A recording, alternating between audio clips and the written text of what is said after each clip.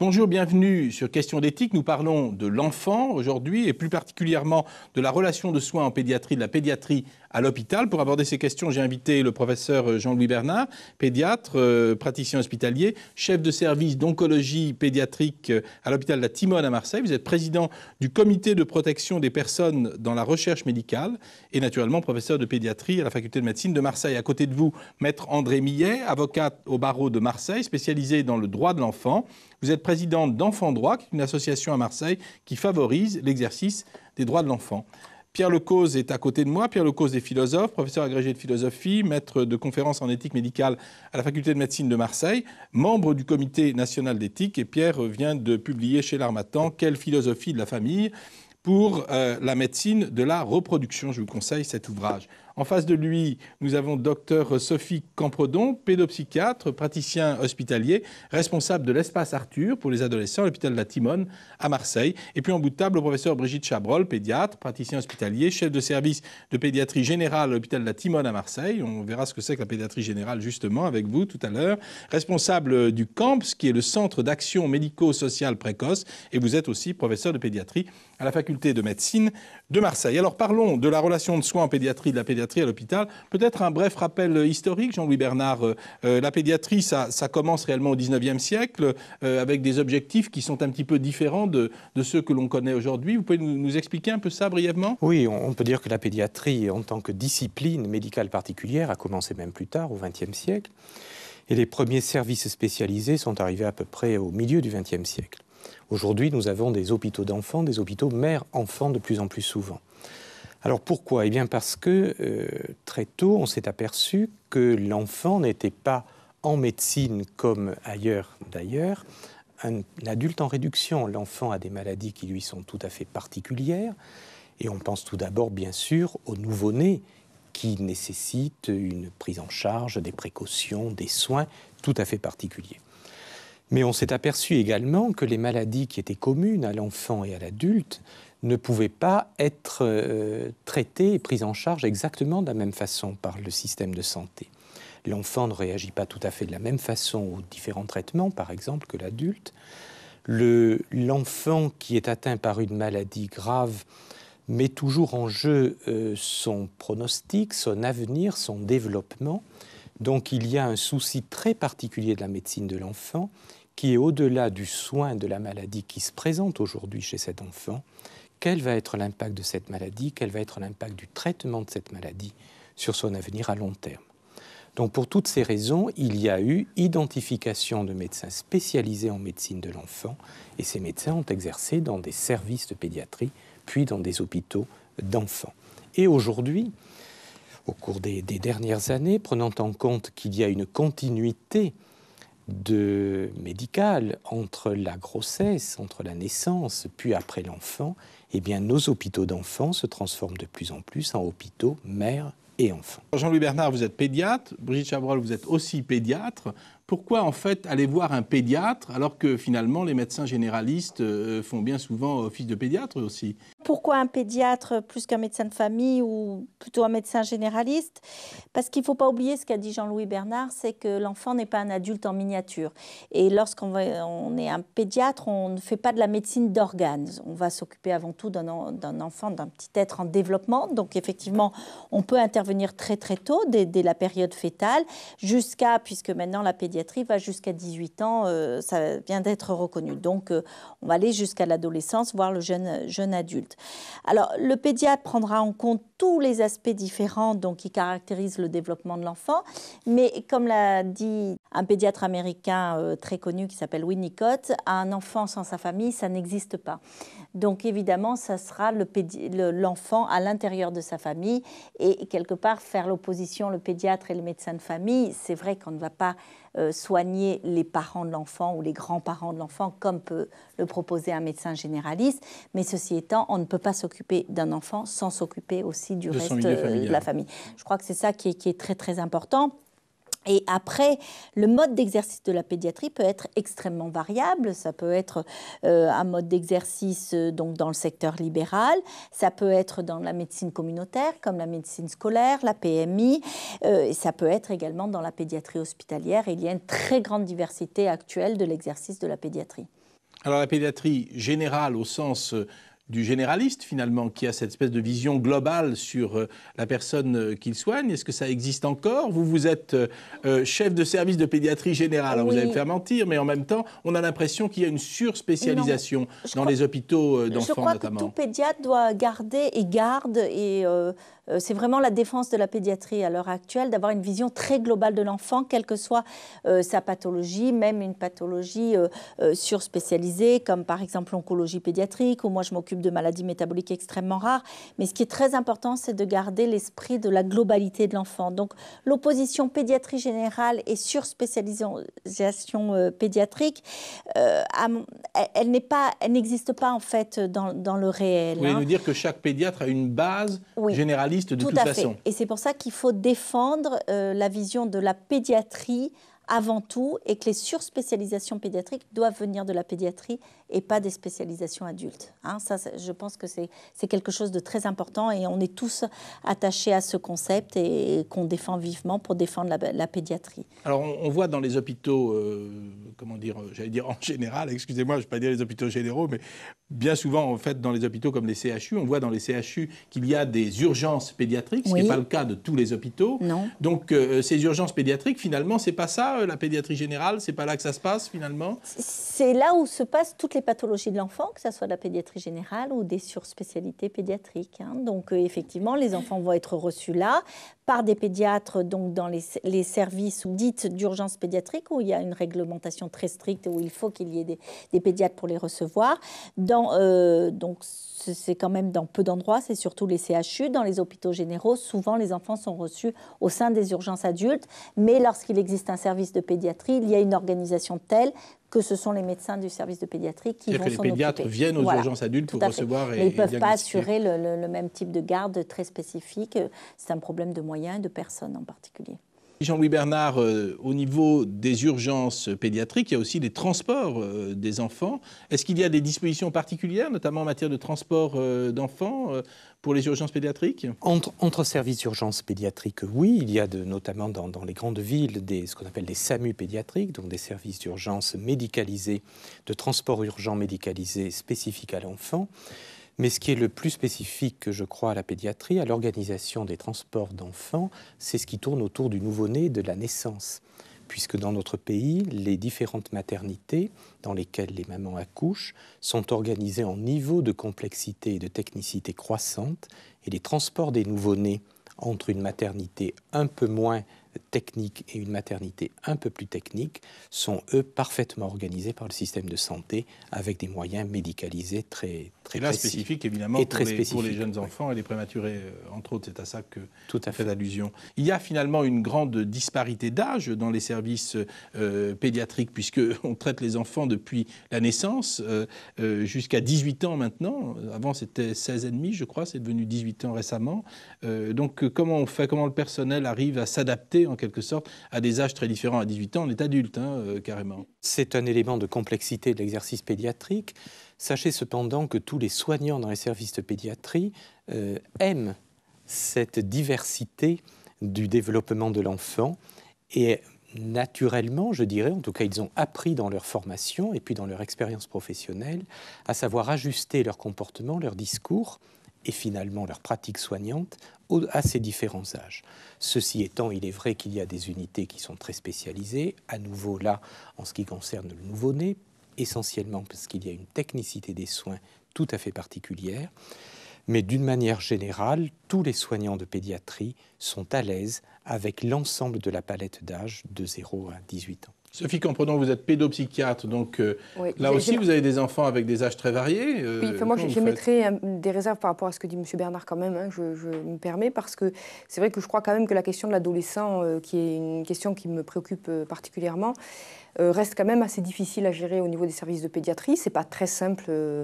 Alors c'est vrai que quand ce sont... Pourquoi vous voulez dire? Parce qu'ils sont adultes ou c'est parce que c'est une phase particulière de l'enfance? Parce que c'est une phase particulière de l'enfance et que il est vrai que il y a des adolescents qui présentent des problèmes de comportement ou des problèmes de troubles du comportement alimentaire, enfin des choses qui sont graves et qui nécessitent des soins médicaux, en tout cas en ce qui concerne les troubles du comportement alimentaire par exemple. Et ça reste encore assez difficile de faire admettre ces patients dans des services de pédiatrie. je crois quand même que la question de l'adolescence en pédiatrie est encore, je crois, à travailler en tout cas. Alors en pédopsychiatrie, c'est vrai qu'actuellement, il y a des services spécifiques d'adolescents depuis assez peu de temps. Le premier service pour adolescents qui a été créé, c'est en 1973 par M. Courtecuisse, donc ça ne date pas d'aujourd'hui. Et ce n'était pas un service de psychiatrie, c'était un service de pédiatrie générale en l'occurrence. Et c'est vrai que je crois que le souhait un peu, en tout cas des pédopsychiatres, je crois qu'aussi c'est le souhait des pédiatres, c'est d'essayer de, sans faire quelque chose de trop fractionné, et qu'il faut une continuité, mais en même temps, ce n'est pas tout à fait la même chose s'occuper d'enfants de 2 ans et d'enfants de 15, maintenant de 18. Je crois qu'il y a vraiment des prises en charge qui sont différentes, une approche différente. Je crois qu'actuellement, il y a encore, en tout cas, du travail à faire de ce côté-là, il me semble. Mais vous dites aussi, enfin, aussi bien Jean-Louis Bernard que vous, Sophie, vous parlez d'enfants de 18 ans. Alors la loi a fait coïncider l'enfance avec l'âge de la majorité, mais est-ce qu'on est enfant à 18 ans? Je crois qu'après, à partir de 16 ans, moi j'aurais envie de dire, puisqu'on a un service où théoriquement on est censé recevoir les enfants de 12 à 25 ans. Donc ça fait réfléchir. C'est vrai qu'après 6 ans d'ouverture, on favorise les moins de 16 ans parce qu'il n'y a pas du tout de structure, en tout cas en psychiatrie, qui répondent à ces enfants de moins de 16 ans. Et au-delà de 16 ans, j'aurais envie de dire que c'est vraiment sujet dépendant. C'est-à-dire qu'il y a des enfants, en tout cas des personnes de 16 ans qui sont des adultes et il y a des personnes de 19 ans qui sont encore des enfants. Donc après, je crois que c'est vraiment en fonction du sujet qu'on a en face de soi. Jean-Louis Bernard, par rapport à la pédiatrie en général, pas forcément votre discipline en particulier, mais 18 ans, c'est adulte, non? Oui, de toute façon, il y a une absurdité évidente. C'est-à-dire qu'on ne passe pas du statut de mineur au statut de majeur en un jour. Oui, bien sûr. Le jour d'avant, c'est 18 ans et le jour d'après. Donc il y a bel et bien une construction qui a démarré dès la naissance, qui va se poursuivre d'ailleurs bien après 18 ans pour devenir adulte. Et il n'y a qu'un moment légal qui est celui de cet anniversaire des 18 ans. Donc je suis tout à fait d'accord, je rejoins tout à fait Madame Canredon, il y a une continuité, et plus on s'approche de cette charnière, plus on est sujet dépendant en fonction de l'histoire propre de cet enfant. Dans ce qui concerne les maladies chroniques, de ce que nous, des enfants qu'on peut recevoir qui nous sont adressés par les pédiatres, je crois que quand l'histoire commence petit et que l'enfant est suivi par un pédiatre, il est suivi au-delà de 18 ans. Enfin, il me semble qu'en tout cas, effectivement, ça ne s'arrête pas comme ça du jour au lendemain et qu'il y a quand même toute une relation qui s'est mise en place. Et ni le pédiatre, d'ailleurs, ni le patient ne peuvent se séparer aussi brutalement. En tout cas, je crois que c'est toute une histoire. Oui, j'imagine. Alors, d'un point de vue scolaire, Jean-Louis Bernard, il y a des écoles dans les hôpitaux, vous y faisiez allusion tout à l'heure. Comment est-ce que ça se passe et qu'est-ce qu'impose la loi précisément? Parce qu'on ne peut pas imaginer qu'il y ait des classes comme dans de vraies écoles, les âges étant tellement diversifiés. Nous avons une chance à Marseille, c'est que depuis 30 ans, depuis que l'hôpital d'enfants de la Timone a ouvert, il y a une antenne de l'éducation nationale, donc il y a une vraie école de l'éducation nationale à l'hôpital d'enfants de la Timone. Cette école, elle fonctionne avec un directeur, avec des enseignants. Elle a fonctionné d'abord au niveau du primaire, donc il y a des classes de primaire qui sont des classes constituées, physiques, c'est-à-dire que les enfants qui sont valides peuvent se rendre dans les classes. Vont dans la salle de classe, vous voulez dire? Vont vraiment dans une salle de classe, organisée comme n'importe quelle salle de classe. Et par contre, ceux qui sont dépendants de leur lit, de leurs appareils, c'est l'enseignant, bien sûr, qui se rend auprès d'eux. Donc ceci, ça fonctionne depuis 30 ans. Et puis au fur et à mesure, on a vu arriver des enseignants du secondaire qui, là, travaillent de façon individuelle auprès de chaque enfant. Il y a un prof de maths, il y a un prof d'anglais, un prof de français, et qui, de façon parfaitement cohérente, travaillent auprès de chaque enfant en relation précise avec son école d'origine.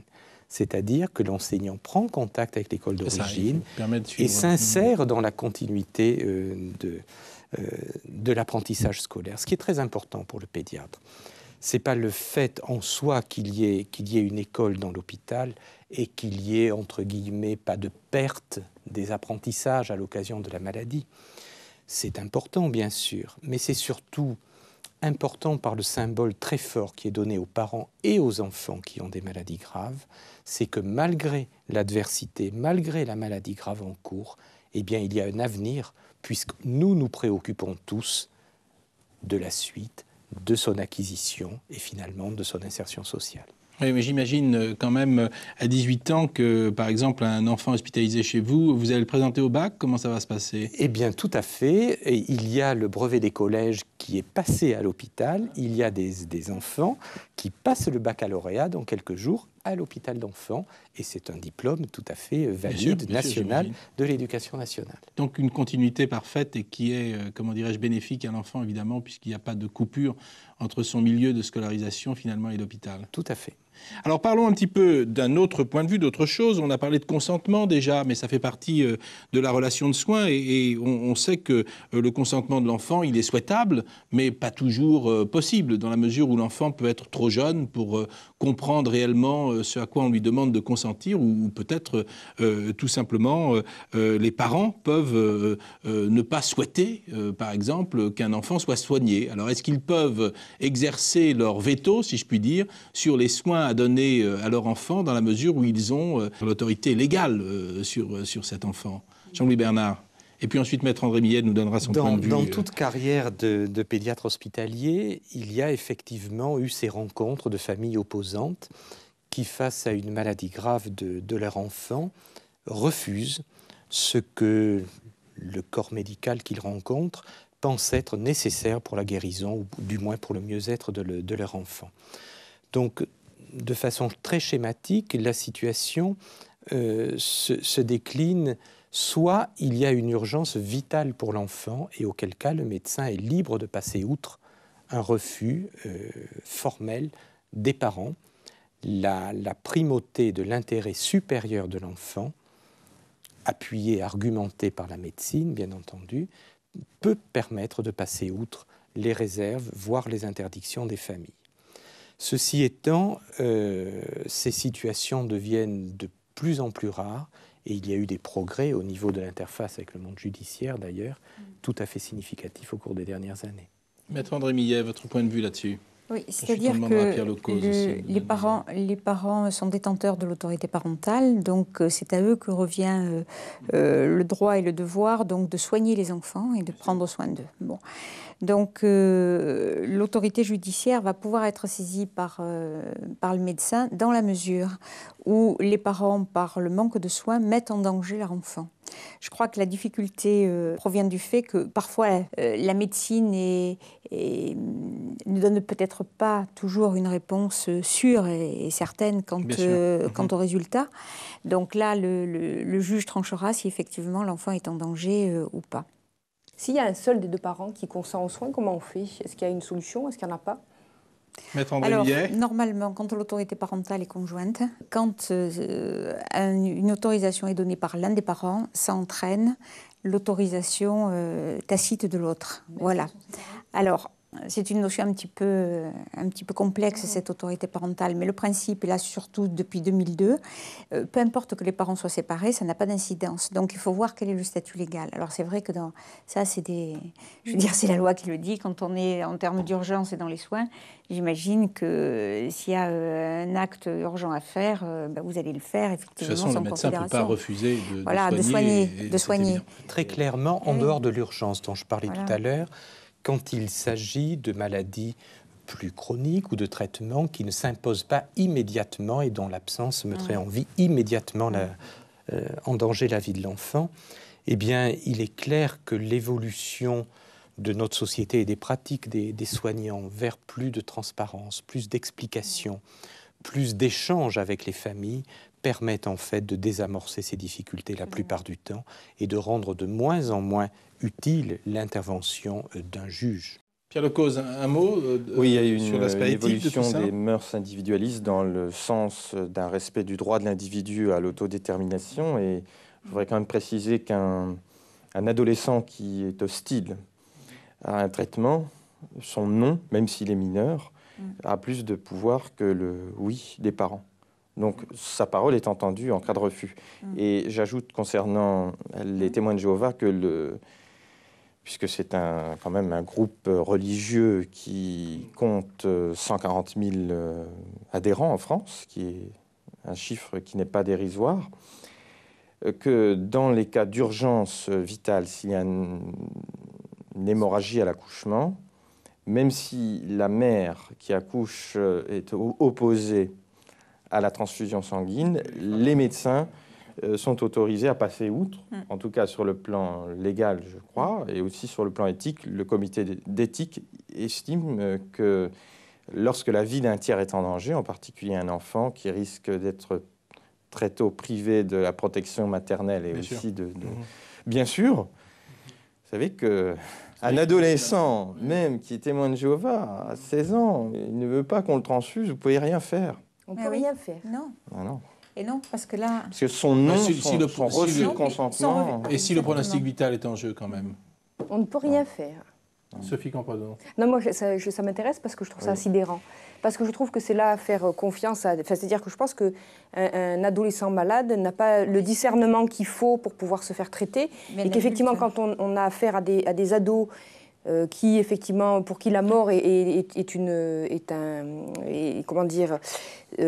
rituel. Enfin, je veux dire, en tout cas, aller combattre la mort, ça fait partie quand même de la jouissance de l'adolescent. Je veux dire, c'est vrai qu'ils se confrontent à la mort, ils s'amusent à aller vers la mort, et qu'on leur donne l'autorisation de pouvoir dire non. Je dois vous avouer que ça me sidère un peu, quoi. Ça, c'est sûr. Parce que nous, on voit quand même beaucoup d'adolescents qui essaient de se suicider. Et effectivement, quand vous leur parlez, ils ont voulu se confronter à la mort, ils ont voulu savoir jusqu'où ils pouvaient aller. Mais si on leur donne le droit d'aller jusqu'au bout, alors, en effet... C'est la même chose avec les jeunes adultes. Que fait un médecin lorsqu'il est confronté à un non, un refus de soins de la part d'un adulte? Non, mais je veux dire, il le respecte. Il le respecte, parce que ça appartient. Mais oui, après, il y a quand même la possibilité, si on pense que vraiment il y a besoin de soins et que le patient n'a pas de discernement, mais c'est toujours pareil.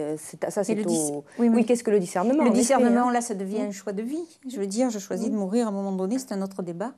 Jean-Louis Bernard, vous faites partie de la commission de protection des personnes dans la recherche médicale. Donc il y a là, dans la recherche médicale, j'imagine, des consentements à demander aux patients. Qu'est-ce qui se passe par rapport aux enfants? Est-ce qu'il y a des consentements spécifiques pour les enfants? Et naturellement, j'imagine que leurs parents sont aussi consultés. Oui, tout à fait. Notre dispositif d'encadrement de la recherche médicale est tout à fait élaboré en France aujourd'hui, puisqu'il faut en fait, pour toute personne, tout médecin qui souhaite s'engager dans un protocole de recherche biomédicale, obtenir à la fois l'avis favorable d'un comité, comme celui que je préside, et d'autre part l'autorisation des autorités administratives. Donc depuis la loi de 1989, l'enfant est considéré comme un sujet particulièrement protégé, c'est-à-dire que le type de recherche médicale qui peut lui être proposé est beaucoup plus restreint que celui qui est proposé à un adulte en général dans notre société. Parmi les dispositions de cette protection, il y a notamment la qualité de l'information qui est donnée à l'enfant lui-même et le recueil de son consentement pour participer à cette recherche. Et de façon encore beaucoup plus précise que ce qui se passe dans une démarche de soins habituelle, quand il s'agit d'un protocole de recherche médicale, on veille de façon très très précise à ce que l'information de l'enfant lui soit donnée sur le fait notamment que c'est bel et bien une recherche médicale et pas du soin. Et d'autre part, on veille de façon très très précise à ce que son consentement soit recherché aussi souvent qu'il est capable de le donner et que son refus éventuel soit respecté. Ceci fait que les recherches médicales chez l'enfant sont très très bien encadrées aujourd'hui en France. Elles sont nécessaires, elles sont absolument indispensables. Il y a à l'heure actuelle dans notre société un débat. Le Parlement européen a voté la semaine dernière une loi qui favorise le développement des recherches médicales sur le médicament en pédiatrie. Parce qu'il faut savoir que jusqu'à une période tout à fait récente, les enfants n'étaient soignés qu'avec des médicaments qui n'avaient été expérimentés que chez l'adulte. Et les particularités de l'enfant en termes de réponse aux médicaments, en termes d'effets secondaires, d'effets nuisibles des traitements éventuels, eh bien, n'étaient pas ou peu ou mal explorés jusqu'à aujourd'hui. Donc il y a aujourd'hui dans notre société, en Europe et en France en particulier, une volonté très claire de développer les recherches médicales chez l'enfant, pour les enfants, à condition bien entendu qu'elles soient encadrées de façon très très stricte. Bien, eh bien, merci à tous d'avoir participé à ces débats sur l'enfant. Nous vous retrouverons donc dans Questions d'éthique la semaine prochaine avec une autre thématique. À la semaine prochaine sur Questions d'éthique. Au revoir.